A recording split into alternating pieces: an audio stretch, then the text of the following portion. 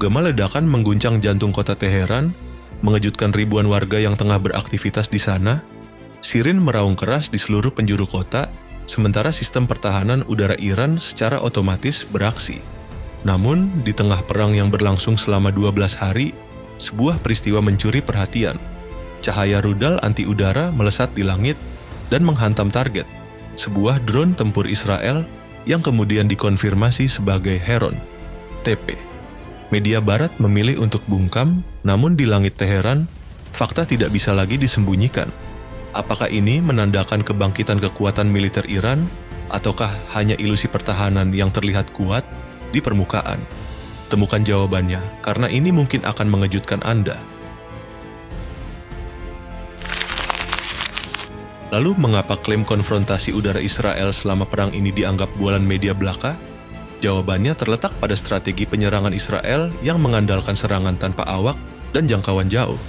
Israel mengandalkan drone siluman seperti Hermes 900 dan Heron TP Eitan untuk pengintaian dan pelacakan target bernilai tinggi dari luar wilayah udara Iran. Drone besar ini dilengkapi sensor canggih untuk mengidentifikasi target dari jarak jauh, lalu koordinat target diserahkan kepada aset sabotase atau peluncur rudal berawak dari luar perbatasan. Beberapa drone ini akhirnya ditembak jatuh, membuktikan bahwa sistem pertahanan udara Iran tetap aktif di wilayah barat, tempat serangan Israel dimulai.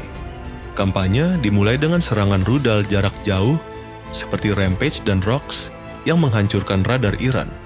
Setelah itu, rudal jelajah seperti Delilah dan AGM-142 Popeye digunakan untuk serangan lebih dalam. Pada puncaknya, rudal balistik udara seperti LoRa dan Golden Horizon diluncurkan dari luar wilayah Iran, bahkan diduga menyerang Teheran dari Laut Kaspia. Dengan serangan ini, Israel menciptakan kesan dominasi udara. Namun, kenyataannya adalah operasi stand-off dan sabotase jarak jauh, serangan yang menyasar target strategis tanpa konfrontasi udara langsung dengan sistem pertahanan Iran. Sebaliknya, Iran menunjukkan pendekatan pertahanan udara yang sangat unik. Hanya kurang dari 5% dari sistem pertahanannya yang diaktifkan secara langsung. Ini bukan kelemahan, melainkan bagian dari strategi jangka panjang Iran untuk bertahan dan beradaptasi menghadapi ancaman. Saat ini, Iran mengoperasikan lebih dari 900 sistem pertahanan buatan dalam negeri, jumlah yang jauh melampaui 31 sistem buatan barat yang mereka miliki sebelum revolusi tahun 1709. Struktur pertahanan udara mereka dibangun berlapis, dari Bafar 373 dan Arman untuk ancaman jarak jauh, hingga Hertz 9 dan Yazahra 3 untuk intersepsi pada ketinggian rendah. Memanfaatkan geografi pegunungan Zagros dan Alborz, sistem pertahanan bergerak Iran beroperasi seperti hantu, sulit terdeteksi dan sangat fleksibel. Namun, dalam konflik ini, sistem pertahanan Iran tertekan oleh berbagai taktik canggih Israel.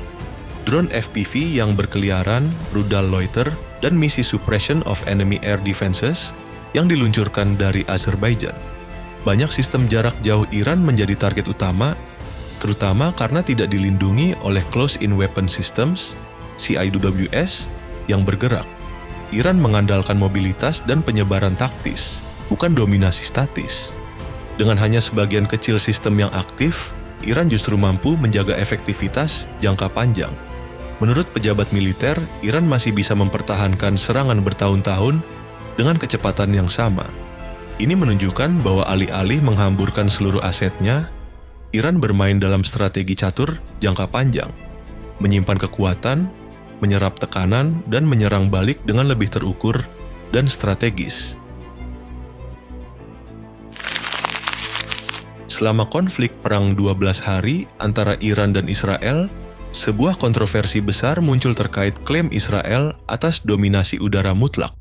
Selama 12 hari konflik, dari 13 hingga 24 Juni 2025, tidak ada satupun bukti visual yang meyakinkan mengenai kehadiran jet tempur Israel, baik itu F-35, F-15, atau F-16, yang melintasi wilayah udara Iran.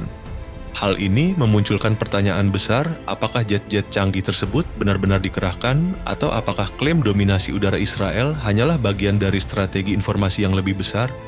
Banyak indikasi yang menunjukkan bahwa Israel memilih jalur serangan berbasis drone dan rudal jarak jauh. Beberapa laporan mengungkapkan bahwa operasi ini didukung oleh basis rahasia Mossad yang beroperasi di dalam wilayah Iran, termasuk gudang drone dan fasilitas peluncuran tersembunyi.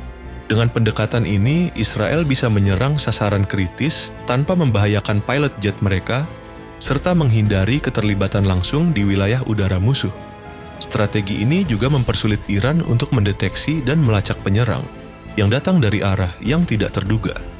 Di sisi lain, Iran secara terbuka memamerkan kemampuan sistem pertahanannya dalam mengintersepsi drone-drone yang masuk, bahkan berhasil menyerang 5 pangkalan militer Israel. Ini menjadi bukti bahwa Iran memiliki kekuatan pertahanan yang terus berkembang, meskipun ancaman yang mereka hadapi semakin canggih. Konflik 12 hari memberikan titik balik strategis bagi Iran. Salah satu kemenangan terbesar Iran adalah berhasil menembak jatuh drone orbiter 5 buatan Israel, lengkap dengan teknologi barat yang canggih. Drone ini kini menjadi fokus utama dalam program rekayasa balik avionik, memberi Iran akses ke perangkat lunak, sensor, dan desain rangka drone canggih. Materi bernilai tinggi untuk pengembangan drone lokal generasi berikutnya. Sementara itu, Iran memperluas upaya diplomasi dengan negara-negara Shanghai Cooperation Organization (SCO). Menteri Pertahanan Iran, Jenderal Aziz Nasirzadeh, hadir dalam pertemuan SCO di Qingdao, di mana dialog intens dilakukan dengan pejabat pertahanan dari China, Rusia, Pakistan, Belarus, dan Tajikistan. Fokus utama pertemuan tersebut adalah kerjasama transfer teknologi pertahanan udara, termasuk kemungkinan integrasi sistem seperti S-350 VITIAS atau radar 3 dimensi canggih. Iran membuka pintu untuk bantuan sistem Arman dan Bafar 373 lanjutan dari rekan-rekan SCO, memperkuat konvergensi strategis melawan tekanan militer barat. Negara-negara SCO semakin memperkuat aliansi mereka sebagai tandingan blok barat. Meskipun China dan Rusia bersikap diplomatis pasif, pertukaran intelijen teknis dan dukungan logistik tampaknya semakin terbuka bagi Iran. Perang 12 hari menjadi ujian nyata bagi sistem pertahanan udara Iran. Dihadapkan pada kampanye militer Israel yang terorganisir dengan serangan presisi, teknologi stealth, intelijen satelit Amerika Serikat, dan infiltrasi jaringan lokal, Iran tetap menunjukkan perlawanan tangguh. Namun, kerugian yang diderita Iran sangat besar, terutama di sektor rudal dan pertahanan udara. Berdasarkan data terkumpul, Israel berhasil menghancurkan setidaknya 60 sistem rudal balistik Iran, termasuk peluncur, kendaraan transporter, dan perangkat pendukung lainnya. Beberapa radar strategis seperti Matla'ul Fajr VHF radar juga hancur di tangan Israel. Iran juga kehilangan sistem Mersat-16, Sevom Hordad, dan peluncur Hawk AD M192. Ketiganya merupakan tulang punggung pertahanan udara jarak menengah Iran. Selain itu, lebih dari 10 kendaraan militer, termasuk truk logistik, pengangkut tank, 4 helikopter Ahas Fronje Cobra, 2 pesawat F-14 Tomcat, dan 1 pesawat Northrop F-5 hancur. Bahkan, pesawat pengisian bahan bakar udara KC-707 milik Iran turut menjadi korban, memperburuk kapasitas tempur udara Iran. Israel tidak hanya menargetkan sistem pertahanan udara Iran, tetapi juga peluncur drone kamikaze, situs nuklir, dan pusat komando.